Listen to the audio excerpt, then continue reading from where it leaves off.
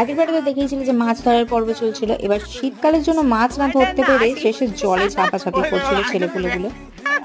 আমরা এদিকে যতই চব্য করি না কেন, ওইদিকে দেখো একজন কিন্তু মন দিয়ে রান্না করছে পুরো।